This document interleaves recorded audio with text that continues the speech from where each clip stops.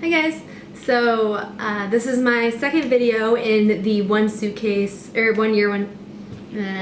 So this is my second video in the 1 Year One Suitcase series. I am going to film a small haul. It consists of some office supplies, a few pieces of clothing, and just things such as that. I did come to China with only one suitcase, as the series name suggests. And I did have to grab a few things because I was only allowed 50 pounds. So I did bring a little bit extra money. Instead of paying for an extra bag, I just brought some extra money. I knew the shopping here would be all right. And in fact, it's much, much better than my hometown. So yeah, let's get started. I'm gonna start with office supplies. I ended up buying a sketchbook.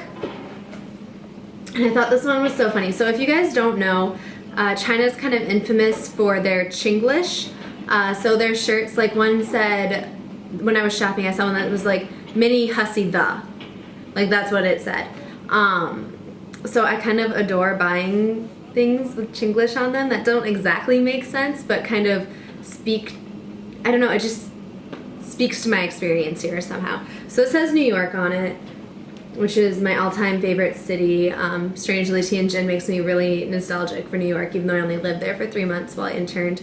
But it says, it's a sketchbook, and then it says, I'll love you dear, and I'll love you till China and America meet, and the river jumps over the mountain, and the salmon sing in the street. So I didn't just memorize that, it's on the back as well. But yeah, I bought it basically because I want to start sketching. One, because I remember when I was little, I used to sketch a lot, so much that my teacher would limit the amount of paper I could use in a day, because I'd go through like whole notebooks apparently. And also because I'm trying to start a line here, and all the tailors who are here, I haven't found one that speaks English yet. So, excuse me, if I have the ability to at least kind of draw what is in my mind slightly, like I'm not good, but to give them an idea. So I bought these pencils, sketch pencils, and these were super expensive for China. China deals in RMB, so basically if you divide it by 6, that's a US dollar. So 99 RMB is like $16. So things seem a lot more expensive here because their currency, I'm sure there's a word for it, but like more dollars go into, or more RMB go into $1 than $1. Does that make sense? So like $100, 100 RMB here is worth $16. So it just seems like things are more expensive, but they're actually much cheaper. Am I making sense? No? Okay, we'll move on. I also bought this eraser. I know it's super exciting. It's because I make a ton of fucking mistakes and I need to erase them. Because I'm a perfectionist. I also bought pens, again, so exciting, so exciting. But anyway, same with the RMB is the reason I'm not telling you how much any of this cost, because at best I know it in RMB and it's gonna sound outrageous, right? Like those pens were like 60 RMB, but that's not, that's like $10. Do you know what I mean? Did you get me? All right. I also got this notebook. They have so many cute notebooks here. I'm using this one as a diary. I journal every day, and just different things, like different YouTube ideas go in here, how I'm feeling. If the Wi-Fi goes out, I usually like scream about it in all caps in my journal. So I don't know. I'm spoiled, apparently, when it comes to internet at least. And then I found these at the mall. I was so excited when I found a store just dedicated to my neighbor Totoro. So yeah, these are for a specific someone who I like really watch these movies with. But Totoro makes me so happy. If you guys haven't seen the movie, I would highly, highly suggest you guys go look it up. It might be on Netflix, and if it's not on Netflix, I know it was really easy to find via the internet. So, yeah. Got a book. I found an English bookstore within the first like few days of being here, and you guys have to understand where I am. I probably run into 1 or 2 English speakers a week, that are not part of my program or go to the school that I teach at. So it's very hard for me to find anything here. So I was really happy when I found this. It's Patrick Rothfuss, The Name of the Wind. I think it was actually his first novel. Yeah, it's his premiere novel, so that's really impressive. It's pretty solid, and I was really impressed with it. Mostly I was excited about the English bookstore though, because they have Hemingway, they have everything. The next thing I bought was a present for someone back home. It's on Tianjin's traditional Chinese street. Most of Tianjin looks like Europe, not China. So they have one street where it's traditional China, and it's kind of a tourist destination. I asked some of the Chinese people who were showing me around. They kind of got forced into being tour guides for my school. I asked them if they often came here to go shopping and things like that, and they said they didn't, which is no surprise. They had like a lot of Tibetan stores, a lot of Buddha, a lot of jade. But I bought these two things. Well, one thing, one package, two things. But it's for someone back home who I think will really enjoy it. I'm sorry if I just blinded you. Did I blind you? Go like this. But it's just like a little mirror and hair comb set. It's really well made. It's metal, not plastic. And this person just really collects antiques, so I'm sorry if I just gave it away. It was supposed to be a surprise. But she collects antiques, though I don't think this is an antique. I think it's very beautiful and she'll appreciate it. And then that came with this. And if someone understands the cultural significance of this, you should tell me, but it was for free. And yeah. Next, clothing stuff.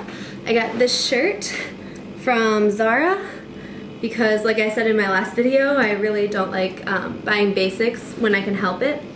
And then I came to China with one suitcase and realized, well shit, you need your basics, otherwise you can't wear your more fun pieces. So I bought this mostly to go with the two things I'm going to show you next. So these were from just, I don't know the name of the shops, they're just from like side shops on the street. And you know how I was telling you that China kind of does Chinglish?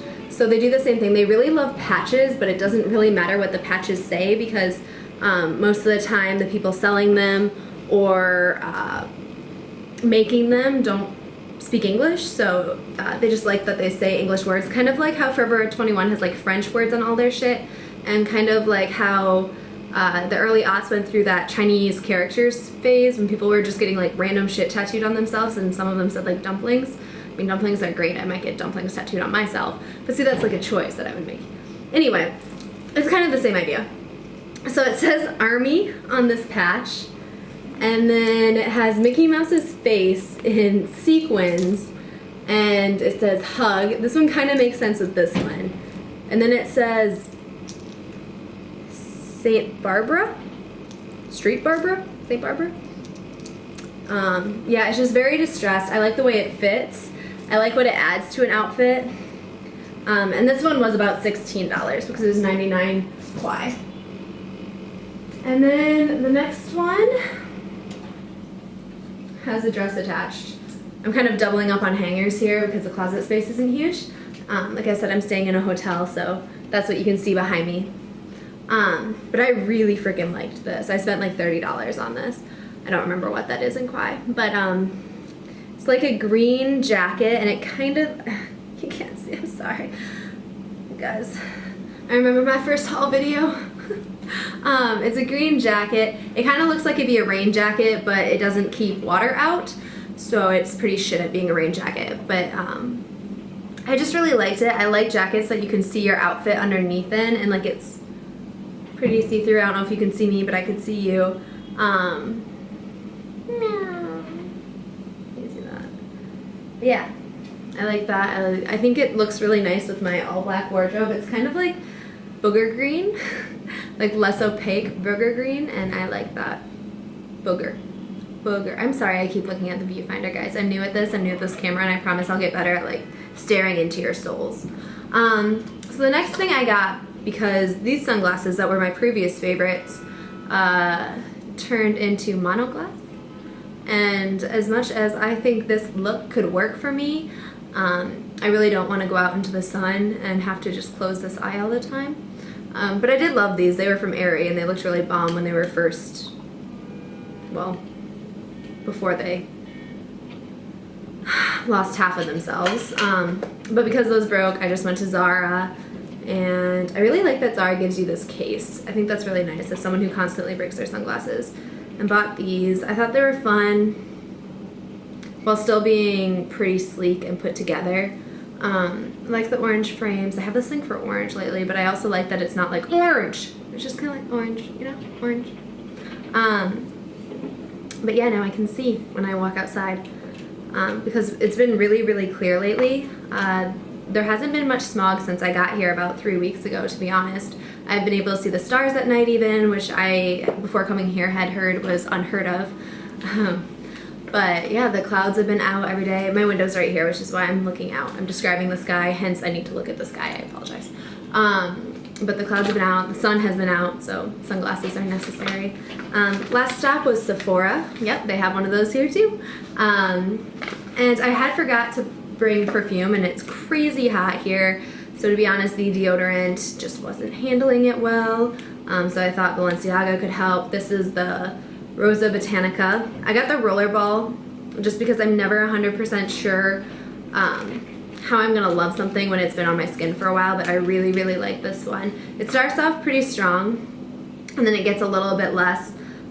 But yeah, the rollerball is pretty simple. The actual perfume bottle is very beautiful, but the rollerball is very simple. I like the little rings around it. I think that's cool.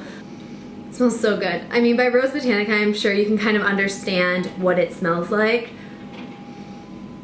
But it really does kind of smell like there was a wet garden and I got seduced by a fairy king, and we went romping around in the wet garden, some rose bushes, but more than rose bushes, like ferns and like weeds, like ditch weeds. So maybe we weren't in a garden, maybe we were on like the side of the highway. It's much sexier, right? Anyway, that's what that smells like. So I think that brings us to the end of this video. I think I've kind of showed you everything I've gotten here so far. I'm gonna try to edit it down so it's not as rambly as I just filmed it. Anyway, Luna Ward for Choke Magazine. Good to see you guys again.